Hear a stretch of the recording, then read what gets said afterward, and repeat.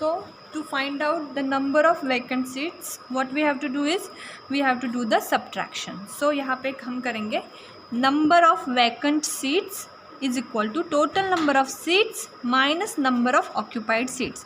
So खाली seats की strength हमें कैसे पता चलेगी, खाली सीट्स की नंबर हमें कैसे पता चलेगी, जो टोटल नंबर ऑफ़ सीट्स है उस सिनेमा हॉल के अंदर, उसमें से हम अगर भरी हुई सीट्स मतलब ऑक्यूपाइड सीट्स को माइनस करते हैं तो हमें मिलेगा number of vacant seats. Okay, so total number of seats is equal to 2520. So 2520 minus number of occupied seats. Occupied seats is how much? 1945. 1945. अब इसको कॉलम फॉर्म में लिखो और सब्ट्रैक्शन करो. So subtraction, the difference of the subtraction is 575. Now we have to write our answer in the sentence as well. So 575 seats remained vacant. Okay, कितने seats खाली रह गए थे उस सिनेमा हॉल में? 575. Now next question, question number 5. Read the problem carefully. The sum of two numbers is 48,275. If one of them is 39,838, find the other. यहाँ पे दो नंबर्स की सम दी है. सम मतलब the result of the addition. अगर दो number को हम ऐड करते हैं तो जो रिज़ल्ट आता है, जो आंसर आता है, उसको क्या बोलते हैं? Sum. So we know the sum of two numbers which is equal to 48,275. And now we know the other number as well. मतलब हमें एक नंबर पता है, दो नंबर में से एक नंबर पता है. The other number out of the two number is 39,838.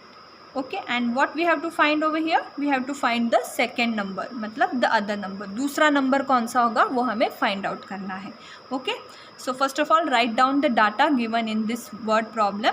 Okay, sum of two numbers is equal to 48,275. Then the one number out of two numbers is equal to 39,838. And the third thing that we have to find is the other number is equal to question mark. मतलब जो second number है, जो दूसरा number है, वो हमें find out करना है, इसलिए क्वेश्चन मार्क. सो अगर हमें दो नंबर्स की सम पता है, मतलब दो नंबर्स के एडिशन करने के बाद जो रिज़ल्ट आता है वो पता है, और दो नंबर में से एक नंबर पता है, तो दूसरा नंबर फाइंड आउट करने के लिए हमें क्या करना पड़ेगा? दूसरा नंबर फाइंड आउट करने के लिए हमें करना पड़ेगा सब्ट्रैक्शन. ओके, फॉर एग्ज़ाम्पल यहाँ पे देखो आप, अगर आपको पता है दो नंबर्स के एडिशन 8 है. Okay, if we add two numbers, their addition is equal to 8, their sum is equal to 8, and the other number out of the two number is equal to 5. so what will be the second number? मतलब दूसरा number क्या होगा?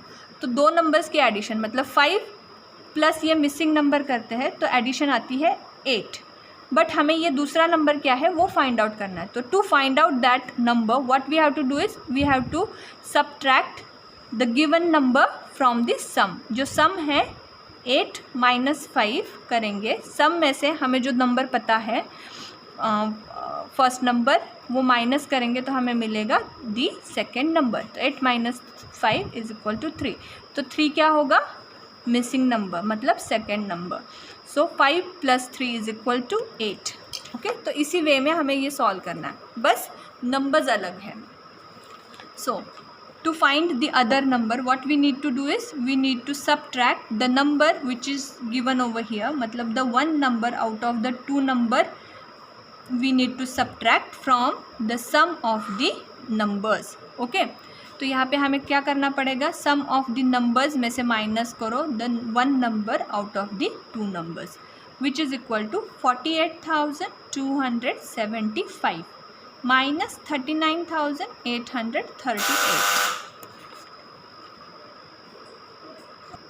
So sum minus the one number if we do we can get the other number. तो सम क्या है यहाँ पे? 48,275 minus 39,838. 39,838 क्या है? जो नंबर हमें पता है, दो नंबर में से जो नंबर हमें पता है वो है. सो इन दोनों की सब्ट्रैक्शन करो, कॉलम फॉर्म में लिखो, सब्ट्रैक्शन करो and we can find the other number. So other number over here is 8437. दो नंबर में से जो दूसरा नंबर मिसिंग था वो कौन सा है? 8437. Now write your answer in the sentence as well. The other number out of two numbers is 8437. Okay. Now the next question, question number 9. Deepika bought a motorcycle for rupees 40,000 and a scooter for rupees 28,560. How much did she pay more for the motorcycle? So Deepika bought a motorcycle and she bought a scooter. And if you clearly observe this, the cost or the price of the motorcycle is more than the price of the scooter. अगर आपने यहाँ पे ध्यान दिया होगा, दोनों prices को compare किया होगा, तो आपको पता चलेगा जो मोटरसाइकिल की प्राइस है वो स्कूटर के प्राइस से ज़्यादा है. And now we have to find out how much more money did she pay for the motorcycle. उसने मोटरसाइकिल के लिए कितने ज़्यादा पैसे दिए हैं वो हमें फाइंड आउट करना है. How much more money did she pay for the motorcycle, that we have to find out. So first of all, write down the data given in the words. Price of motorcycle is equal to rupees 40,000. Price of a scooter is equal to rupees 28,560. And what we have to find over here, how much more Deepika paid for the motorcycle. So Deepika ने motorcycle खरीदने के लिए कितने ज़्यादा पैसे दिए हैं वो फाइंड आउट करना है. Now to find out how much more money Deepika paid to buy the motorcycle, we need to find the difference between the price of motorcycle and the price of scooter. अगर इन दोनों के prices के बीच का हमें difference पता चल जाता है, फ़र्क पता चल जाता है, तो हमें ईजिली पता चलेगा कि how much more money Deepika paid to buy the motorcycle. ठीक है, तो यहाँ पे डिफरेंस फाइंड आउट करना है, means we have to do the subtraction. Okay, so write down in the words. Difference between price of motorcycle and scooter is equal to price of motorcycle minus price of scooter. Motorcycle की price में से अगर scooter की price कम करेंगे तो हमें क्या पता चलेगा?